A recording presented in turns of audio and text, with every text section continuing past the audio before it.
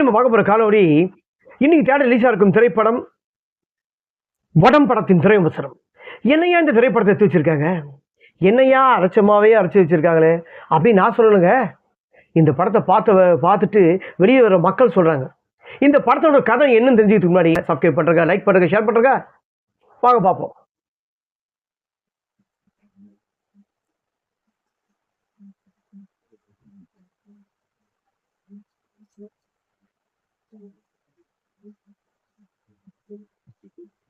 இந்த படத்துல நடிகர் விமல், சனிஷ்காஸ்டி, ஆடுகளம் நரேஷ், முனிஷ்காந்த், பாலா சரவணன், நடராஜன் மற்றும் பலர் நடித்து வெளிவந்திருக்கும் திரைப்படம் வடம் படத்தின் திரை விமர்சனம். இந்த திரைப்படத்தோட கதைன்னு சொன்னா, நடிகர் விமல் செய்யாத கொலைக்கு அரெஸ்ட் ஆகி உள்ள இருப்பாரு.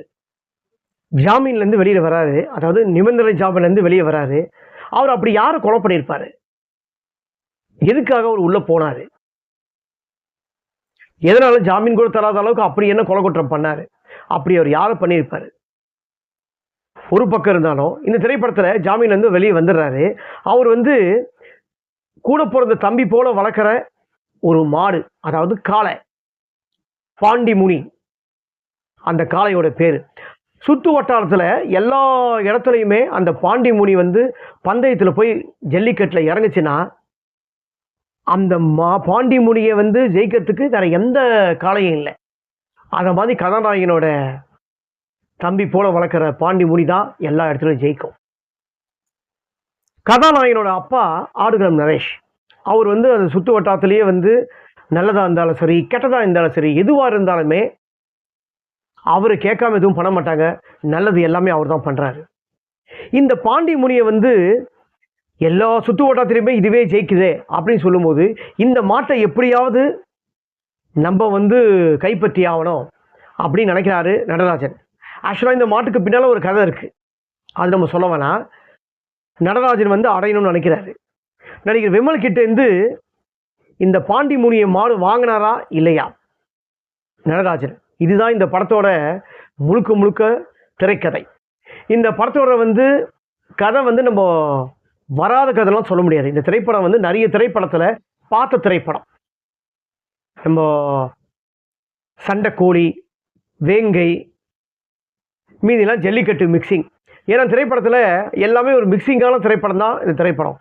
ஏன்னா இந்த திரைப்படம் சொன்னா வேங்கை ஏன்னு சொன்னா, கதாநாயகி வேங்கை படத்துல தனுஷ் கூடவே இருந்துட்டு அவரை காதலிக்கிற மாதிரி நடிச்சு அவளை பழி வாங்க துடிப்பாங்க. அதே மாதிரி தான் இந்த திரைப்படத்திலையும் கதாநாயகி விமல் கூடவே சுத்தி நிற்பாங்க, விமலை எப்படியாவது பழி வாங்கணும். ஆனா விமலை பழி வாங்க வேண்டிய அவசியம் என்ன, அதுவும் திரைப்படத்தில் நீங்க கதையை நீங்க பார்த்து தெரிஞ்சுக்கணும். இந்த திரைப்படத்தில் அந்த மாதிரி ஒரு சீக்வன்ஸ்லாம் இந்த திரைப்படத்தில் இருக்கு. இன்னொன்று சண்டைக்கோழினா யூஸ்வலாக உங்க எல்லாருக்கும் தெரியும், ஒரு ரவுடி கூட எப்படி மோதுறது, அந்த ரவுடியை அடிச்சிட்டாங்கன்னா மறுபடியும் என்ன பண்ணுறது, அதை மாதிரி திரைப்படத்தில் இந்த திரைப்படம் ரொம்பவே இருக்கும். இந்த திரைப்படத்தில் நடிப்புன்னு சொன்னால் நம்ம நடிகர் விமலை விட ஆடுகளம் நரேஷ், நடராஜன், முனிஷ்காந்த் இவங்களோட நடிப்புலாம் ரொம்பவே நல்லா அழகாக பண்ணியிருக்காங்க. நடிகர் விமல் இந்த திரைப்படத்தில் இன்னும் நிறைய ஹோம்ஒர்க் பண்ணணும். ஏன்னா கதையை தேர்ந்தெடுக்காமையே நடிக்கிறாரு. அந்த கதை அவருக்கு செட் ஆகுமா செட் ஆகாதான்ட்டு ஒரு கேட்டு நடிக்கிறது இல்லை. அவர் ஆக்ஷன் சீக்வன்ஸில் அந்த ஃபைட்லாம் போடும்போது பார்த்தீங்கன்னா அவர் இன்னும் கட்டுக்குட்டியாகவே இருக்காரு. கற்றுக்கிட்டு தான் ஒரு ஃபைட்டு போடுறான்ட்டு அவர் முகத்தில் நல்லாவே தெரியுது எல்லா இடத்துலையும். இந்த படத்தில் பேக்ரவுண்ட் மியூசிக் ரொம்பவே நல்லா இருக்கு. இவர் போட்டிருப்பார், விமான் போட்டிருப்பாரு, டி விமான். அவர் பேக்ரவுண்ட் மியூசிக் நல்லா இருக்கு, சாங் எல்லாம் நல்லா இருக்கு. ஆனால் ஒரு கட்டத்தில் சாங் அதிகமாக வரத்துட்டு நம்மளுக்கு அந்த பாட்டு நம்ம எரிச்சலை உண்டு பண்ணுது.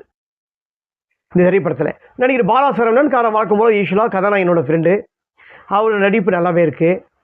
யூஸ்வலாக அவருக்கு என்ன ஸ்க்ரீனில் என்ன போர்ஷன்ஸ் கொடுத்துருக்காங்களோ அதை நீட்டாக ஸ்க்ரீனில் ப்ரெசென்ட் பண்ணியிருக்காரு. ஒரு கட்டத்தில் சிலதெல்லாம் பார்த்தீங்கன்னா நமக்கு இந்த படம் ஃபர்ஸ்ட் ஹாஃப்லாம் லேக். இந்த திரைப்படத்தை நான் பார்க்கும்போது ஃபர்ஸ்ட் ஹாஃப்லாம் லேக்கில் தான் ஓடிச்சின்னு நான் பார்த்த வரைக்கும் திரைப்படத்தில் அப்படி தான் சொல்ல முடியும். செகண்ட் ஹாஃப் இந்த திரைப்படத்தில் நல்லாவே இருக்குது. ஏன்னா நடராஜன் வராரு, அந்த நடராஜனோட போர்ஷன்ஸ்லாம் நல்லா இருக்குது. இன்னும் அவர் சில கேரக்டர்கள்லாம் நிறைய இருக்குது சொல்லும்படி. ஸோ மனசில் நிற்கிற கேரக்டர் முனிஷ்காந்தோட பொண்ணு கதாபாத்திரம் கொஞ்சம் நம்ம மனசில் ஆழமாக இருக்குது. நடராஜன் பேசுகிறதோட வசனம் நம்ம மனசில் ஆழமாக இருக்குது. அதே மாதிரி இந்த படத்தில் வந்து ஃப்ரேம் சொன்னால், அதாவது கண்ணுக்குட்டி பிறக்குது, மாடு வந்து பிறக்குது. அந்த மாடு வந்து கண்ணு இல்லை, ஒரு கண்ணு இல்லாமல் பிறக்கும். அந்த ஒரு கண்ணு இல்லாமல் பிறந்தோன்னு நான் ஜெயிக்கிற காளையை மட்டும்தான் வச்சுப்பேன், தோக்கிற காளையை என்றைக்குமே என் கூட வச்சுக்க மாட்டேன்னு சொல்லி நடராஜன் வந்து அந்த மாட்டை வந்து சந்தைக்கு அமைச்சிடுறாரு. மாட்டுங்கள்லாம் இது மாதிரி சின்ன சின்ன கண்ணுங்கள்லாம் வந்து சந்தையில் விற்கிறாங்களே, அதை பாவப்பட்டு அந்த மாட்டுகள்லாம் அவர் தான் ஆடுகள் நிறைச்சா எல்லாத்தையும் வந்து வாங்குறாரு. இந்த 2 கண்ணையும் பிரிச்சிடுறாங்க.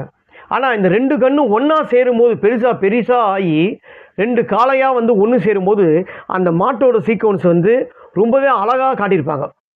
சினிமா ஃபோட்டோகிராஃபிங் ஆகட்டும், அவங்க 2 பேரும் ஒன்று சேரதை வந்து டைரக்டர் ரொம்ப அழகாக அந்த இடத்துல பண்ணியிருக்காரு. டைரக்டர் ரொம்ப அந்த இடத்துல வந்து நல்லா டைரக்ஷன் பண்ணியிருக்காரு. அது மாதிரி ஃப்ரேம் வந்து சில ஷார்ட்டில் ஃப்ரேம் வந்து நல்லாவே இருக்குது இந்த படத்தில். சொன்னால் இந்த படத்தோட கதைன்னு சொன்னால் இதாங்க. இந்த திரைப்படத்தை வந்து தியேட்டரில் வந்து பார்ப்பாங்களான்னு தெரியாது நிறைய பேர் வந்து. ஏன்னா பார்த்த திரைப்படம் எல்லாமே அடுத்தடுத்து நடக்க போகிற சீன்ஸுக்கெல்லாம் இதுதான் வருது, நம்மளால் வந்து ஜட்ஜ்மெண்ட் பண்ண முடியுது. ஏன்னா வந்து வராத கதை இல்லை, ஏன்னா பார்த்த திரைப்படமாக தொட்டு இந்த சீன்ஸாக வரப்போகுதுன்னு சொல்லி நம்மளுக்கு தெல்லாம் தெரியுது. கொஞ்சம் இதை விட பெட்டராக பண்ணியிருக்கலாம் ஸ்க்ரீன் பிளேயில். லேகாக ஃபர்ஸ்ட் ஆஃப் லேகு, செகண்ட் ஆஃப் நல்லா இருக்குது, பாட்டுங்களை கம்மி பண்ணியிருக்கலாம், இன்னும் சில சீன்ஸுக்கெல்லாம் கம்மி பண்ணியிருக்கீங்கன்னா இந்த படத்தோட வேகம் வந்து இன்னும் கொஞ்சம். இந்த படத்தில் வந்து மியூசிக் வந்து உங்கள்கிட்ட ஆல்ரெடி சொல்லியிருக்கேன். மியூசிக் வந்து டி விமான் ரொம்ப நல்லா போட்டிருக்காரு.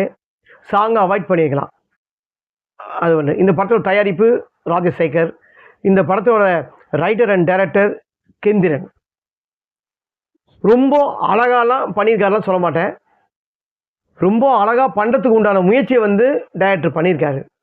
நெக்ஸ்ட் ப்ராஜெக்ட்லாம் பண்ணும்போது இந்த மாதிரி வந்து கலப்படம் இல்லாத படமாக நல்ல கதையாக எடுத்து அந்த திரைக்கதையெல்லாம் ஸ்க்ரீன் பிளேல புதுசாக சொல்கிறது புதுசாக கொடுக்க ட்ரை பண்ணணும் டைரக்டர்.